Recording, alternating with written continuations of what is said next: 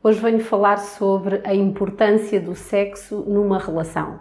Há muitas pessoas que me perguntam quão importante é o sexo numa relação de compromisso, será que é a coisa mais importante numa relação, qual é o problema de se viver sem sexo, por exemplo, será que é possível ter um casamento feliz, ter uma relação satisfatória na medida em que não haja sexo, ou pelo menos na medida em que uma das pessoas não esteja satisfeita de um ponto de vista sexual? É óbvio que é verdade que há relações que sobrevivem sem sexo, sem uma vida sexualmente preenchida. Há pessoas que se mantêm casadas durante uma vida inteira sem que se tenham sentido alguma vez satisfeitas deste ponto de vista. Mas também é verdade que isto, sobretudo, não funciona para toda a gente. Eu diria que não funciona para a maioria das pessoas. Antigamente nós casávamos e tínhamos sexo pela primeira vez, experimentávamos pela primeira vez e havia a certeza, no fundo, de que aquela relação seria uma relação para a vida, para toda a vida, independentemente da forma como cada um se sentisse. Mais do que uma condenação, era sobretudo aqui um compromisso, um sacrifício independente, no fundo, daquilo que cada um pudesse sentir. Hoje em dia nós sabemos que as coisas não funcionam desta maneira, nós experimentamos, nós iniciamos a nossa vida sexual muito antes de nos comprometermos para a relação que consideramos que possa ser para a vida, muito antes de nos casarmos e, portanto, o sexo acaba por ter aqui no fundo, um peso diferente para as nossas relações afetivas e, de uma maneira geral, nós também precisamos de nos sentirmos sexualmente satisfeitos, precisamos sobretudo de nos sentirmos desejados e de sentirmos que desejamos a pessoa que está ao nosso lado. De resto, eu costumo dizer que aquilo de que as famílias hoje em dia mais dependem para que no fundo não sejam dissolvidas é da satisfação, não apenas sexual, mas da satisfação dos dois membros do casal. Ou seja, se os dois membros do casal não se sentirem suficientemente felizes, é mais provável que de facto a família se desfaça. De resto, hoje em dia, e há uns anos, nós divorciávamos-nos por não estarmos felizes. Hoje em dia já há muita gente que se divorcia para ser mais feliz, ou seja, no fundo aqui o paradigma mudou. Nós reconhecemos que há muitas formas de felicidade, há muitos caminhos, no fundo, para chegarmos àquilo que cada um de nós possa considerar que será a própria felicidade e, portanto, muitas vezes uma relação não precisa de estar propriamente na miséria, entre aspas, para que um ou os dois membros do casal opte por se separar. Aquilo que eu quero dizer é que a felicidade está efetivamente na base das nossas relações e a sexualidade tem um peso importante nessa felicidade. O sexo pode não ser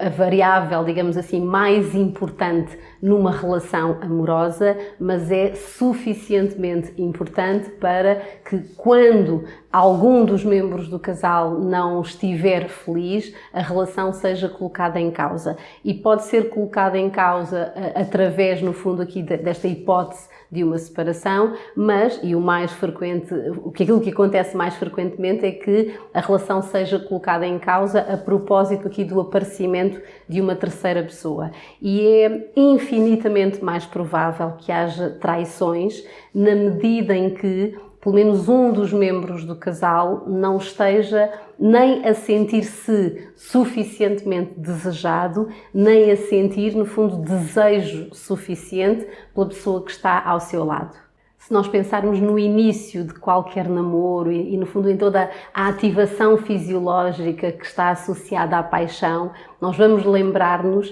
do profundo desejo de estar com uma pessoa que ainda não conquistamos e, por outro lado, de uma sensação de imensa gratificação, precisamente por nos sentirmos desejados por esta pessoa. Se há desafio que está presente em qualquer relação de compromisso de longa duração, é precisamente esta coisa de mantermos aqui os níveis de desejo em níveis que nos permitam sentirmos vivos numa relação, em níveis que nos permitam sentirmos suficientemente entusiasmados a propósito do futuro. Quando esse desejo diminui, quando o entusiasmo diminui, nós passamos efetivamente a estar, no fundo, mais vulneráveis ao aparecimento de uma terceira pessoa, mesmo que não andemos propriamente, pelo menos de forma voluntária, à procura de que isso aconteça. Na prática, é muito mais provável que nós nos sintamos satisfeitos de um ponto de vista sexual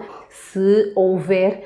intimidade emocional, se houver segurança emocional. De resto, há diversos estudos que nos mostram isso mesmo, isto é, que os casais que se sentem suficientemente coesos, suficientemente seguros, tendem, no fundo, a descrever que se sentem mais satisfeitos de um ponto de vista sexual, que fazem sexo mais vezes e que esse sexo é, entre aspas, de qualidade, isto é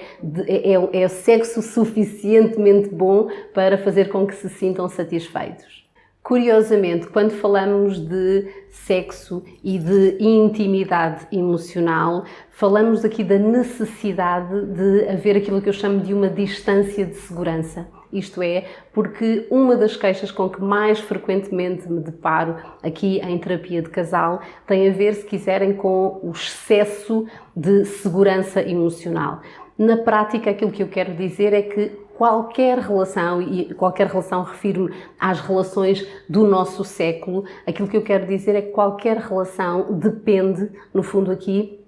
do equilíbrio entre duas variáveis que são aparentemente antagónicas. Por um lado, a maioria de nós precisa de estabilidade, precisa de segurança, precisa até de previsibilidade na relação. Isso é confortável, isso é aconchegante, isso é gerador da nossa segurança individual e promotor do nosso bem-estar. Mas, por outro lado, nós também precisamos, também sentimos falta de liberdade, de aventura e de mistério. Ora, se nós não tivermos uma destas coisas, é mais provável que nos sintamos insatisfeitos. Isto é,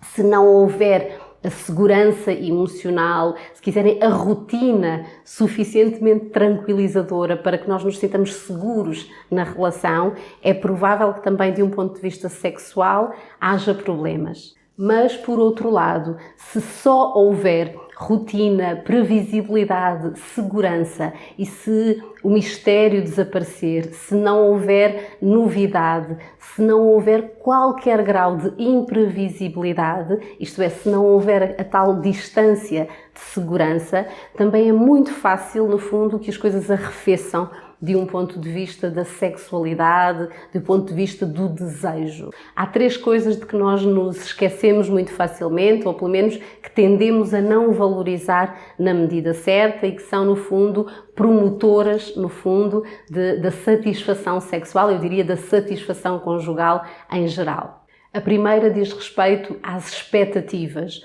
Nos dias de hoje nós colocamos demasiadas expectativas nos ombros da pessoa que está ao nosso lado. Nós esperamos que ele ou ela seja o melhor amante, que seja o melhor amigo, que seja o companheiro, que seja o psicólogo ou a psicóloga, que seja, no fundo, aqui uma multiplicidade de papéis. Hoje em dia, numa altura em que nós estamos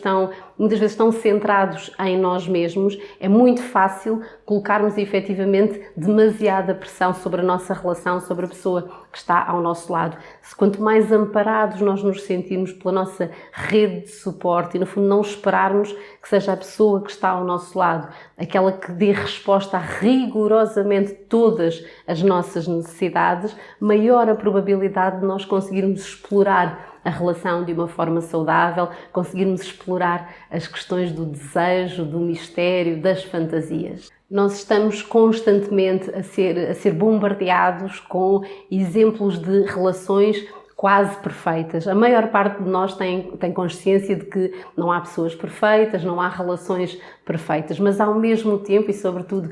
hoje em dia através das redes sociais, tendemos a fazer muitas comparações e comparamos muitas vezes a nossa vida com, no fundo, a montra das vidas das pessoas que estão ao nosso lado. Isso tende a ser prejudicial, sobretudo na medida em que coloquemos, de facto, demasiada pressão sobre a pessoa de quem gostamos. Gerir as expectativas no que diga respeito a uma relação amorosa e, em concreto, à intimidade sexual, também passa, por exemplo, por desfocarmos-nos substancialmente da performance, do desempenho, sobretudo no que aos homens diga respeito, e centrarmos-nos na experiência, isto é,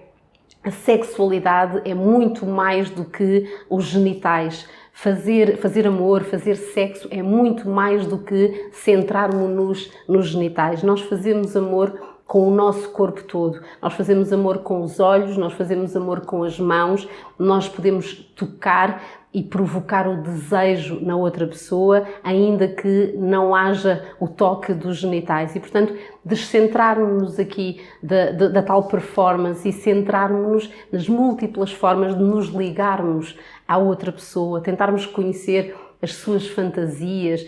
aquilo que efetivamente liga o seu desejo, reconhecermos aquilo que liga o nosso desejo e darmos-nos a conhecer, será sempre uma mais-valia para qualquer relação. Depois há um terceiro aspecto que é fundamental continuar a valorizar e que tem a ver com a realização de novas experiências a dois. Se há algumas coisas que nós podemos fazer para garantir que nos sintamos suficientemente seguros numa relação, para que a relação seja suficientemente coesa, por outro lado, é fundamental que valorizemos na medida certa a importância da novidade, por oposição à monotonia, ao marasmo. Uma relação viva, uma relação excitante, se quiserem, é uma relação em que os membros do casal não estão parados, não estão resignados e estão continuamente, no fundo, à procura de oportunidades para se divertirem a dois, para fazerem coisas novas pela primeira vez. Quando nós sentimos que ainda não exploramos tudo dentro da nossa relação, quando verificamos que há sempre qualquer coisa nova por viver a dois, que há, no fundo, mistérios por revelar, há coisas novas para experimentar, dizia eu que é muito mais provável que nos sintamos até excitados em relação à nossa relação, por oposição a qualquer rotina, qualquer marasmo que nos faça sentirmos-nos esmorecidos.